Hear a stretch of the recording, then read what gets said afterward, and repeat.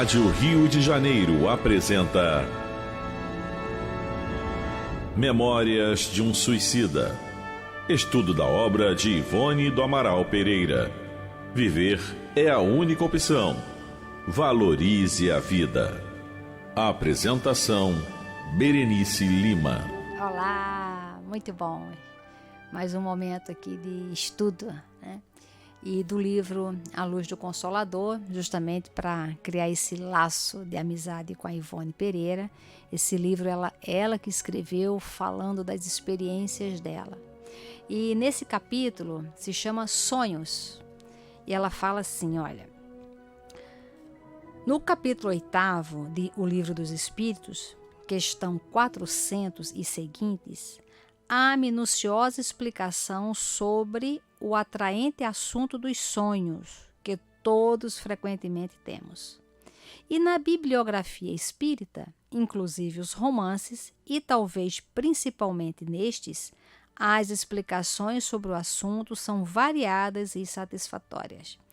Quem é que não tem um sonho, né, para contar, um sonho misterioso, um sonho que traga aí alguma situação? E ela diz: é sempre bom, no entanto, insistirmos nesta meditação, visto que a prática tem demonstrado que importante intercâmbio entre os espíritos desencarnados e os encarnados pode estabelecer-se quando dormimos e sonhamos. Muitos amigos, mesmo de outras localidades do Brasil, frequentemente nos participam dos sonhos que tiveram e, pouco sabendo ainda das questões da vida espiritual, consequentemente da emancipação da alma, solicitam explicações precisas que tranquilizem as suas inquietações a respeito. E o que é essa emancipação da alma? O corpo precisa de descansar. O corpo é uma máquina e a nossa máquina precisa se alimentar, precisa de combustível, né, como toda máquina, e ela precisa de descanso. O cérebro precisa descansar. Mas o corpo é habitado pelo espírito. Nós não somos o corpo, nós somos espíritos. A nossa realidade é espiritual. Quando nós reencarnamos e adquirimos um corpo, é para estagiarmos no planeta de provas e expiações, que é esse planeta Terra, para colocarmos em práticas as nossas aulas, para aprender, para desencarnar e voltar para a nossa origem. A nossa origem é espiritual. Nós somos espíritos vivenciando passagens no corpo. Nós não somos um corpo tendo momentos espirituais. A nossa vida é espiritual. Quem pensa é o espírito, não é o cérebro. Tanto que muitas pessoas em coma, com o corpo completamente ali inerte, dopado, o espírito está ali do lado, escutando tudo, percebendo tudo, porque o espírito não precisa de dormir, o espírito não dorme, é energia. Então, o que acontece no sonho? É uma emancipação da alma. O corpo dorme e o espírito sai do corpo. Vai para onde? Aí vai para onde o pensamento for mais forte. No livro Ação e Reação, do Chico Xavier, pelo espírito André Luiz, tem um caso muito interessante. Um camarada, ele passa o dia inteiro com uma intriga mental com uma pessoa. O tempo inteiro, sabe? Que fica remoendo na mente o dia inteiro. Quando ele dorme, ele vai para onde? Vai lá, vai brigar lá com a pessoa. Como a pessoa não está na frequência dele, não se envolve. Mas quando está, se envolve e a intriga acontece. Então, quando a gente dorme, esse sonho, são esses registros. Tem pessoas que falam: eu não consigo sonhar. Não, você não consegue fazer o registro do seu sonho. Eu tenho uma amiga que ela tinha muito pesadelo, muito mesmo. E aí ela foi pedir uma orientação espiritual sobre essa questão, né, dos pesadelos. que ela parecia que estava sempre em sofrimento. E o espírito orientou, na orientação espiritual, falou que, na verdade, aqueles pesadelos era que ela estava sempre trabalhando no mundo espiritual, socorrendo espíritos que estavam em condições de muito sofrimento. E quando ela acordava com aquela sensação ruim, não era que ela estivesse em situação ruim, era o registro que ela fazia daquele socorro. Por exemplo, imagina uma pessoa que está fazendo um estágio lá no hospital público, lá no Miguel Couto, né, que tem bastante entradas lá, no setor de emergência. Então, você é um estagiário lá no setor de emergência do hospital, um grande hospital público com muitas entradas de acidente e de tudo mais. Então, tudo que acontecer na cidade vai para ali. E você, como estagiário, você vai estar lá trabalhando e você vai estar vendo aquele sofrimento todo e às vezes até por falta ainda da maturidade da profissão, maturidade da convivência com o outro, você traz para si o registro, né? Tem uma vez uma pessoa me falou que ela estava estagiária de medicina e quando chegou a determinados casos, ela começou a ter ânsia de vômito, né? Por quê? Falta de maturidade da experiência que com o tempo a profissão nos traz. Então, hoje em dia ela é uma excelente médica, hoje em dia não tem mais isso. Ficou indiferente? Não. Amadureceu, ela está lá para socorrer. Então, não faz mais o registro para si da emoção. Então, muitas vezes, o pesadelo, quem tem pesadelo recorrente, às vezes é isso. Não necessariamente a pessoa ela está em sofrimento, em perseguição, mas faz o registro, né, da situação, né? Então, é isso que acontece. E a Ivone continua assim, ó. De princípio, devemos esclarecer que o melhor que todos temos a fazer para desdobrarmos essa tese e as demais que nos possam interessar é recorrer aos livros básicos do Espiritismo, para neles fazermos um estudo consciencioso. Em seguida, tomar dos demais códigos doutrinários mais códigos legítimos firmados pelos colaboradores de Allan Kardec, a fim de nos instruirmos da capacidade da alma humana e suas possibilidades. Mas, como o dever do adepto é jamais deixar passar a oportunidade de esclarecer aquele que o procura, interessado no aprendizado doutrinário, aqui trazemos a nossa contribuição para uma informação sobre os sonhos, a pedido de amável leitora de Reformador, que era a revista que ela escrevia, né? Residente no interior do país. E aí ela fala, a questão 401 do Livro dos Espíritos. Pergunta assim, olha, durante o sono, a alma repousa como o corpo? Então, a importância de estudar o Livro dos Espíritos é fundamental. E nós devemos estudar o Livro dos Espíritos assim, ó, pergunta por pergunta, pergunta e resposta. Pergunta número 1, pergunta número 2. É assim que se estuda a doutrina espírita. Nós temos a base, nós temos o ouro, nós temos o tesouro, que é a doutrina, os livros, né? Então, nós temos que estudar os livros, diretamente nos livros. O Livro dos Espíritos, como é que se estuda? Pergunta por pergunta. O Evangelho, como é que se estuda? Vamos lá, capítulo, item por item de cada capítulo. Livro dos Médiuns, item a item de cada um. É assim que nós devemos estudar, porque quando a gente estuda uma apostila que alguém fez, ora, alguém teve uma ideia e já terceirizou já o livro. Então, vamos estudar na base que nós temos, isto sim, diretamente o que foi falado para nós. Então, a pergunta que Kardec fez, durante o sono, a alma repousa como o corpo? E a resposta é não. O espírito jamais está inativo. Durante o sono, afrouxam-se os laços que o prendem ao corpo e, não precisando este, então, da sua presença, ele se lança pelo espaço e entra em relação mais direta com os outros espíritos. A questão 402. Como podemos julgar da liberdade do espírito durante o sono? Olha a inteligência do Allan Kardec, né? É isso, que a gente aprenda a questionar. Porque fazer pergunta, questionar, é algo muito inteligente.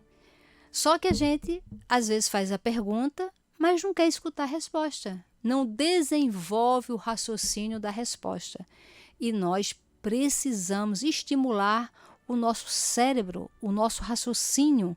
Nós precisamos acessar a consciência, porque as leis de Deus estão na nossa consciência. E para acessá-la é através da reflexão, do raciocínio, da meditação. Então nós precisamos sair da superficialidade e ir para a leitura, para a meditação, para a compreensão, para podermos nos libertar. Conhecereis a verdade e a verdade vos libertará.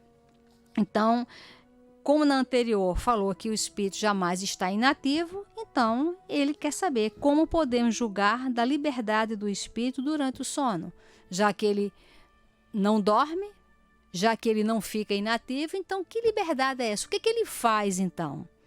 E a resposta: pelos sonhos, quando o corpo repousa, acredita-o, tem o espírito mais faculdades do que no estado de vigília. Lembra-se do passado e algumas vezes prevê o futuro. Adquire maior potencialidade e pode pôr-se em comunicação com os demais espíritos, quer deste mundo, quer do outro. Ou seja, você fica mais livre, você tem acesso. Às vezes a pessoa fala, puxa, mas qual é a minha missão aqui na Terra? Bom, a missão de todos nós é evoluir. Esta é a missão básica para todos nós.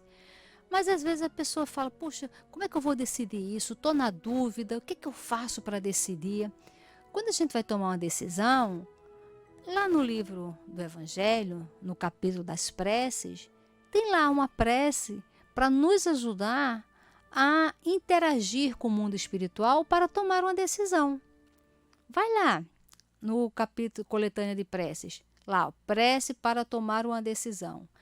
E no Evangelho, toda vez que tem uma prece, né, tem lá no índice para que serve aquela prece, o objetivo da prece.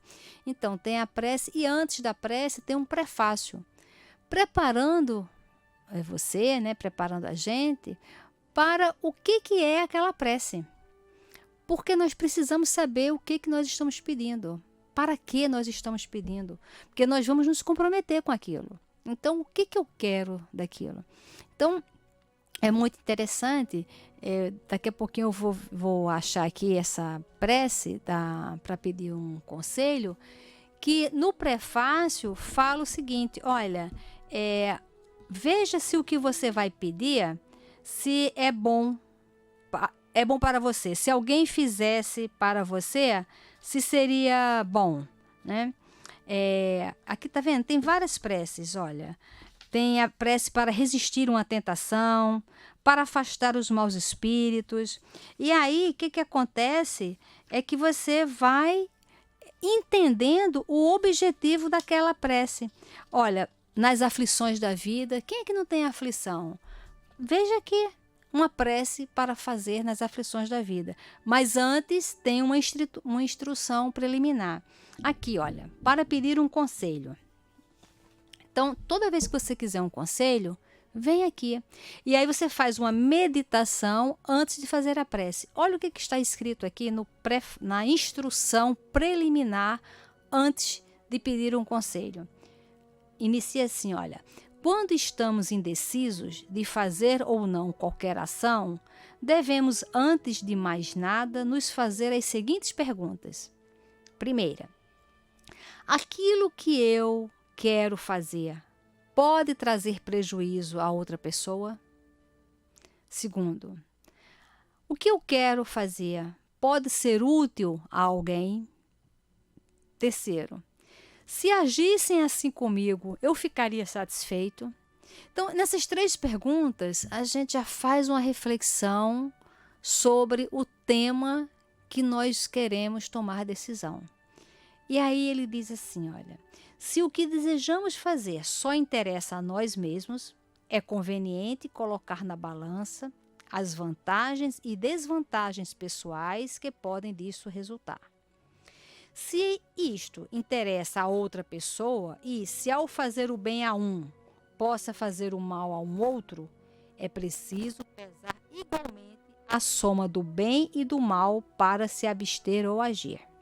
Enfim, mesmo em se tratando das melhores coisas, ainda é preciso considerar a oportunidade e as circunstâncias do fato, pois uma coisa boa por ela mesma pode ter maus resultados em mãos inábeis, se não for conduzida com prudência e seriedade.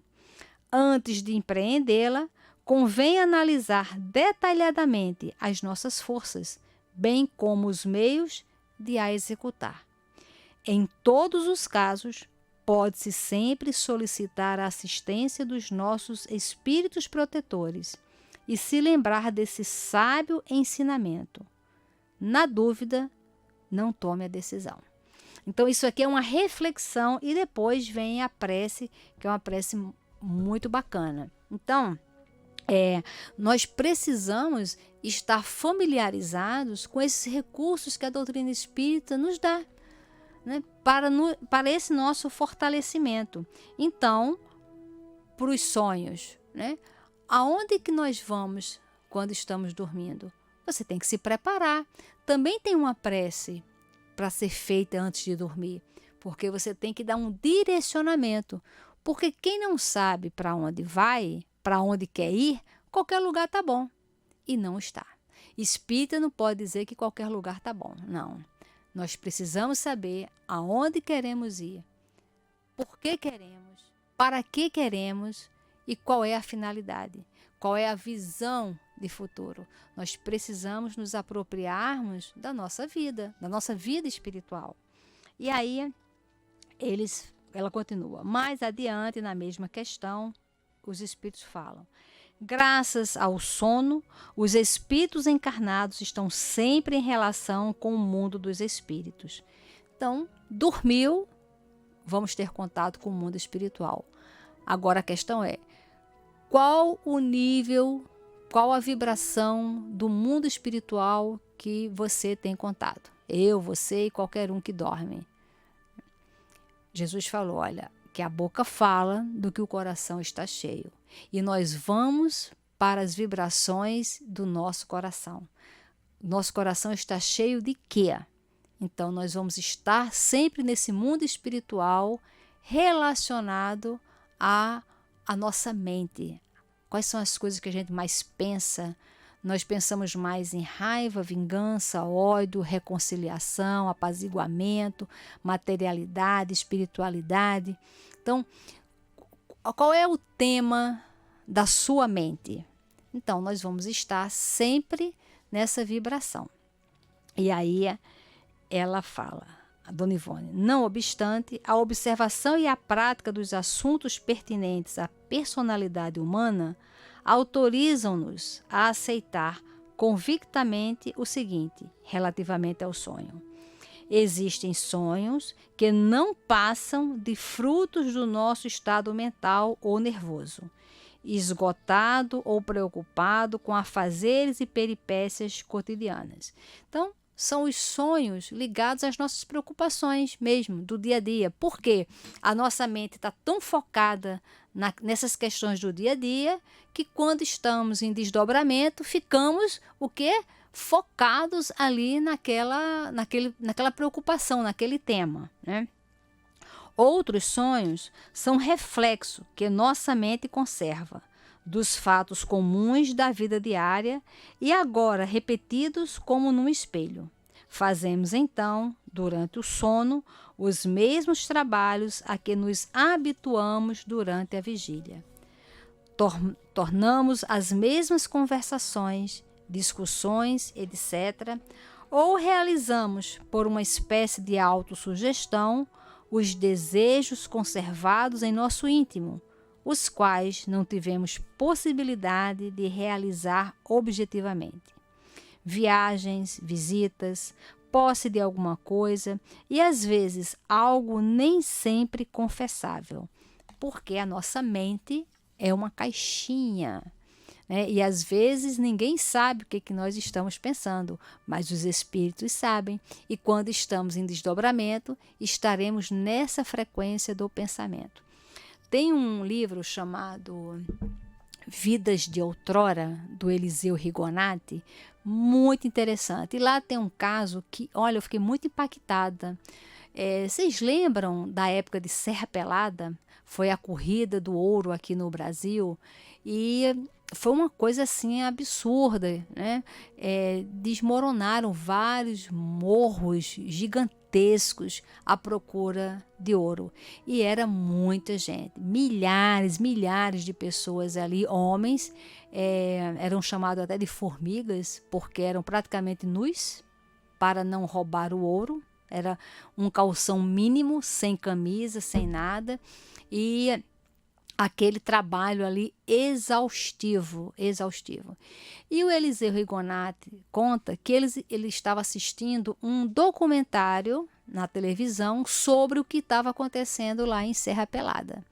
E ele ficou muito chocado, né, com aquele trabalho exaustivo daqueles homens, que chegava a carregar não sei quantos quilos de ouro durante o dia, né? Era uma coisa assim bem absurda mesmo. E eram obrigados a ficar naqueles acampamentos. Só que as pessoas iam porque queriam, né? Elas se voluntariaram ali naqueles trabalhos. E o mentor do Eliseu Rigonati, ele dormiu em desdobramento, o mentor levou ele em desdobramento em Serra Pelada para ele ver de perto aquela vibração que estava acontecendo ali. E quando ele chegou, era noite, no acampamento, todos os homens estavam dormindo no acampamento e o mentor fez com que ele visse todos aqueles homens em desdobramento. E o que ele viu? Qual foi a percepção deles? Embora eles tivessem trabalhado o dia inteiro, né? Eles trabalhavam uma média de 12 a 14 horas durante o dia, dormindo em desdobramento, estavam todos trabalhando, caçando, catando o ouro. E ele falou, nossa, eles trabalham durante o dia e dormindo, em espírito, continuam trabalhando. E aquilo ali chocou muito ele. E o mentor foi mais além, fez com que ele visse a essência de cada homem que estava ali. Lembre, os homens estavam dormindo o corpo e eles estavam em espírito fuçando a lama atrás de ouro.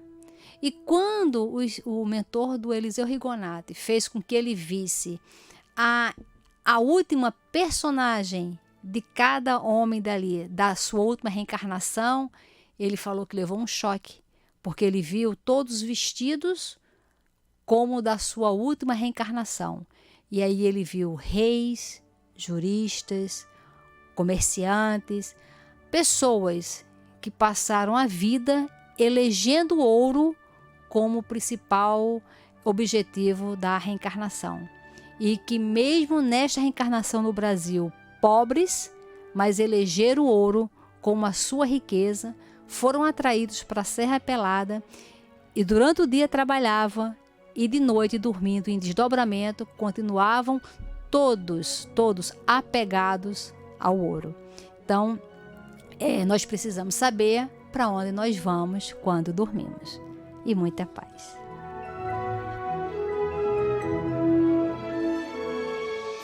A Rádio Rio de Janeiro apresentou Memórias de um Suicida, estudo da obra de Ivone do Amaral Pereira. Viver é a única opção. Valorize a vida.